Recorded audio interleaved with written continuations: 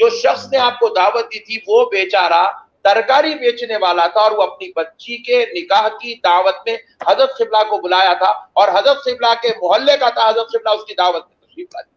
سبحان اللہ، اتنا بڑا، اتنی بڑی شخصیت، اتنے بڑے جلیل القدر عالم دین، اور جو ہے آپ کی لوگوں کے ساتھ معاملے داری کا جب یہ عالم ہو تو پھر خدا کی قسم آپ سوچئے گا، یہ کوئی شخص ایسا عمل نہ تو کسی انسان کے لیے کر سکتا ہے، نہ تو کسی کے جو ہے نذرانے پر کر سکتا ہے۔ یہ عمل خدا کی قسم صرف اسی وقت ہو سکتا ہے جب خوف خدا دل میں موجود ہو اور رسول اللہ کی انتہائی محبت دل میں موجود ہو، شریعت کا پاس و لحاظ ہو، آقا کی سنتوں کا احترام ہو، آقا کریم علیہ السلام کے اقوال کو جنہوں نے اپنی زندگی کے لیے نمونہ بنا لیا، مثال بنا لیا ہو، جو شریعت کے محافظ بن کر زندگی گزارے ہو، جنہوں نے اللہ اور اس کے رسول کی رضا کو اپنی زندگی کا مقصد بنا لیا ہو، بس وہی لوگ یہ کام کر سکتے ہیں۔ ورنہ چھوٹے سے چھوٹا آدمی بھی آج سوچتا ہے کن کے پاس جانا چاہیے، کن کے پاس نہیں جانا چاہیے، اور آپ کی شفقتوں کا یہ عالم تھا۔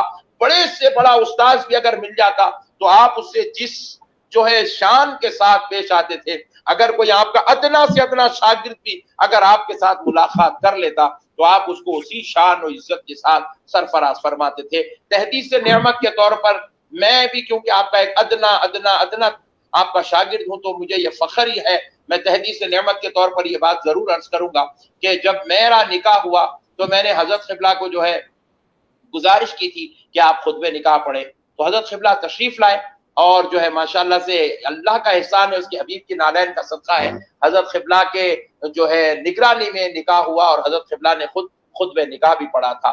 پھر ہمارے گھر کا جب انوگریشن تھا، گھر کی افتتاحی تقریب تھی، اس میں بھی ہم نے حضرت کو بلایا تو حضرت قبلہ خود تشریف لائے۔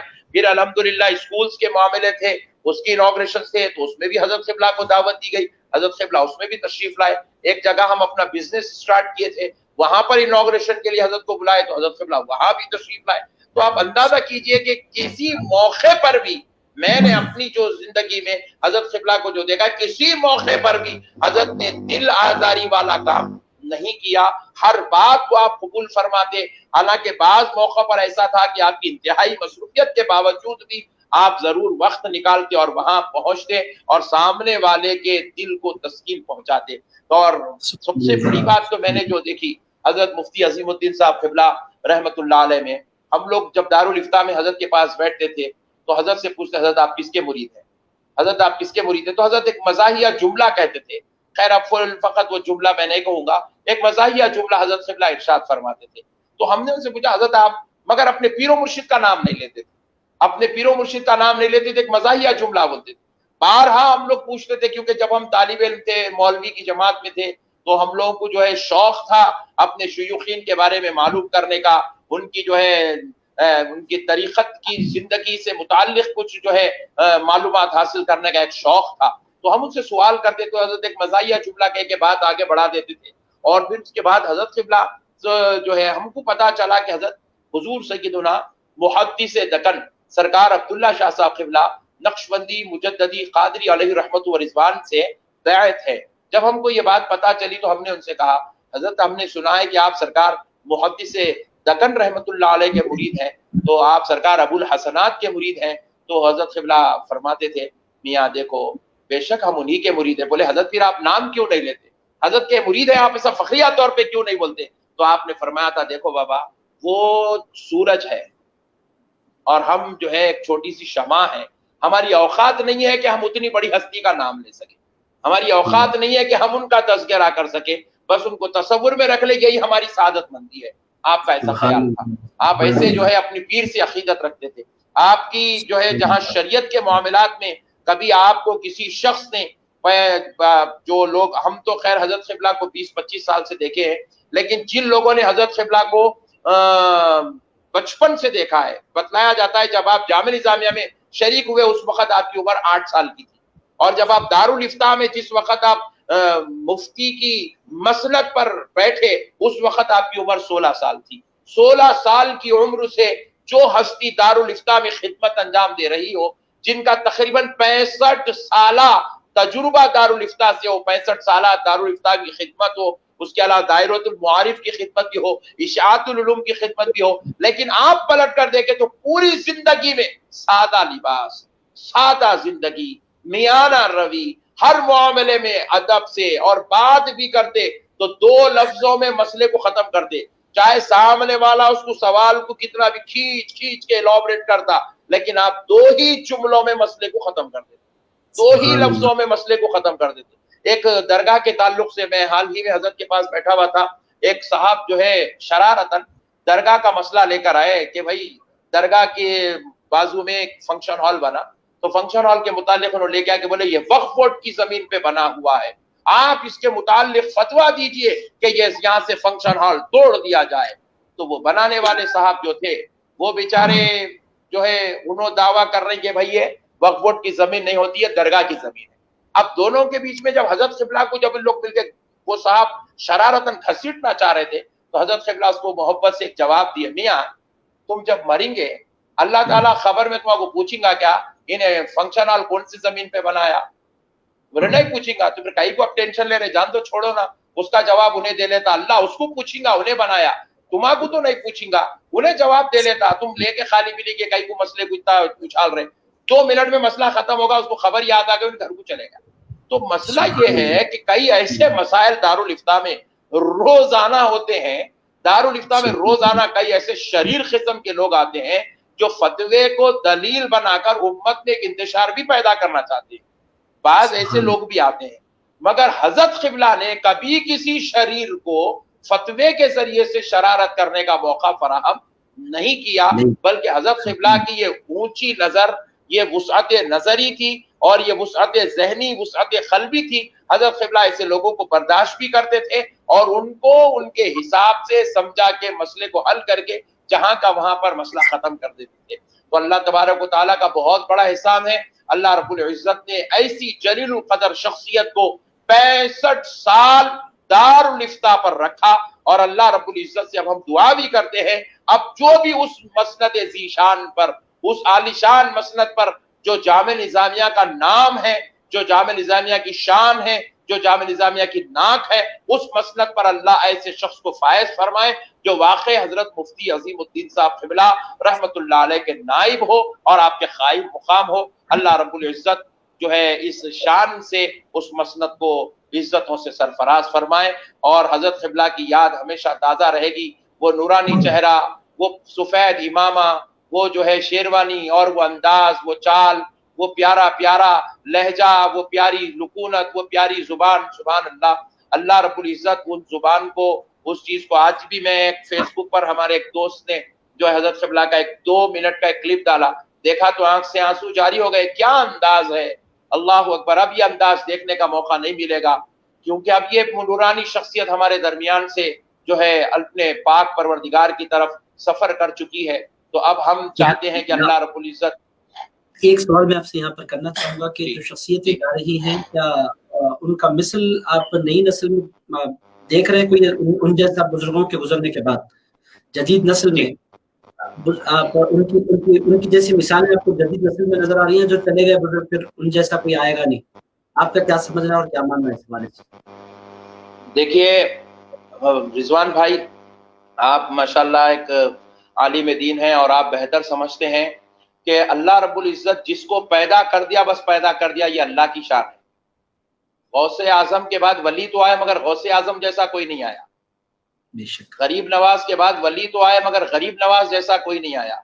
बंदा नवाज के बाद अल्लाह रब्बुल इज्जत लाखों करोड़ों को पैदा करा बंदा नवाज के सदक़े से, मगर बंदा नवाज जैसा अल्लाह किसी को पैदा नहीं करा।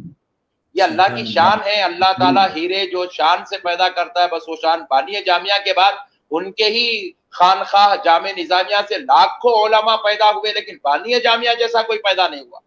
अब दारुल इफ्ता में 65 साल खिदमत करने वाले इस अजीमुल मर्तबत शख्सियत के बाद उलमा तो पैदा होंगे, दारुल इफ्ता में जरूर कल से कोई मुफ्ती साहब बैठेंगे, बराबर होगा, मगर मुफ्ती अजीमुद्दीन साहब जैसा फिर कोई शख्स पैदा नहीं होगा। सही फरमाया आपने, बहुत खूबसूरत आपने तजज़िया जी, अब ये बेमिसलो मिसाल शख्सियत थी। یہ آپ کا انداز بڑا نرالا تھا، آپ کا تقوی بڑا نرالا تھا، آپ کی عاجزی بڑی نرالی تھی، آپ کی شفقت بڑی نرالی تھی، آپ کے جو ہے عبادات کا معاملہ بڑا نرالا تھا، آپ کا تلاوت قرآن کا معمول بڑا نرالا تھا، اور آپ کی عاجزی و انکساری بڑی نرالی تھی۔ آپ کو اگر کوئی مسئلہ کتابوں میں ڈھونڈ رہا ہے، آپ جو ہے پوچھ رہے ہیں، لوگوں سے معلوم کر رہے ہیں، تو یہ ایک عجیب آپ کا ایک معاملہ ہے۔ یہ میں سمجھتا ہوں کہ اب ایسی شخصیت، اب قیامت کی صبح تک ایسی عاجزی والی شخصیت، ایسی منکسر المزاج شخصیت، ایسی جو ہے بہت ہی پیاری طبیعت کا مالک اب پیدا نہیں ہوگا۔ دارالفتہ میں مفتی صاحب بھی آئیں گے، ہو سکتا ہے مفتی صاحب اور اچھے فتوے دیں گے، مگر اس شان کا تو مالک اب کوئی پیدا نہیں ہو سکتا۔ بلا شک و شبہ آپ نے بہت خوبصورت تجزیہ نگاری کی حضرت مفتی عظیم الدین صاحب قبلہ رحمۃ اللہ علیہ نے۔ جب آپ نے ارشاد فرمایا پوری شخصیت ان کی میری نگاہوں میں گھوم رہی تھی، مجھے بھی ایک واقعہ یاد آ رہا ہے کہ لنگر ہاؤس کی طرف جامعہ نظامیہ کے ایک طالب علم کی نکاح کی تقریب میں وہ میرے جماعت ساتھی تھے، میں پہنچا تھا تو حضرت آٹو میں بیٹھ کر تشریف لائے تھے اور اسٹیج پر حضرت کے ساتھ تشریف فرما تھا، تو حضرت نے فرمایا تھا آپ کیسے آئے ہیں؟ میں نے کہا میں بائک پر آیا ہوا ہوں، تو حضرت نے ارشاد فرمایا واپس ہی میں آپ کے ساتھ چلوں گا۔ تو آپ دیکھیں کہ کس قدر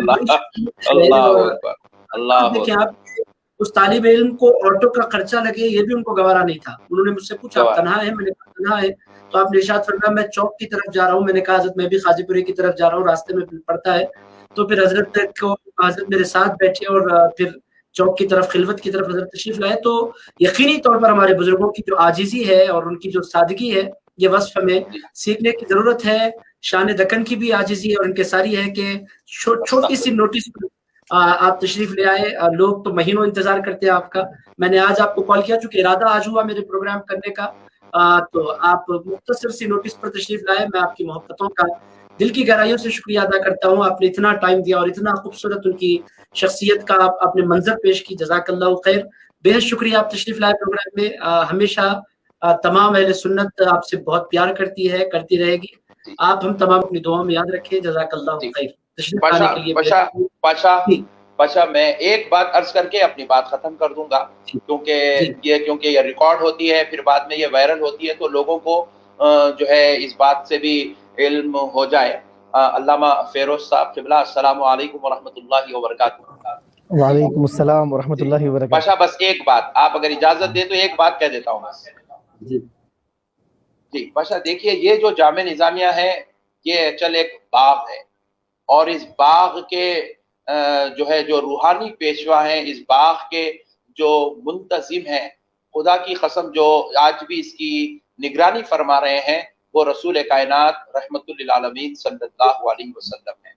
اور اس باغ کو یہاں پر لگانے کے لیے، دکن میں اس کی خوشبو مہکانے کے لیے آقا علیہ الصلوۃ والسلام نے خود اپنے جو ہے غلام خاص حضور سیدنا بانی جامع نظامیہ امام انوار اللہ فاروقی عاشق رسول محب خدا کو خود آقا علیہ الصلوۃ والسلام نے یہاں بھجوایا۔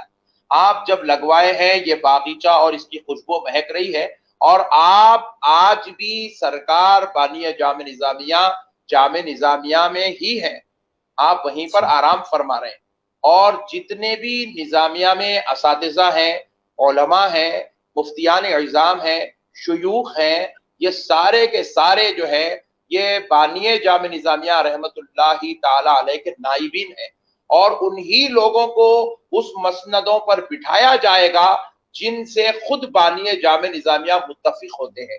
کیونکہ ہم نے دیکھا ہے بعض ایسے لوگ بھی جامع نظامیہ میں جو ہے تھے، مگر بعد میں ان کو نظامیہ سے جو ہے کسی نہ کسی وجہ سے نکال دیا گیا۔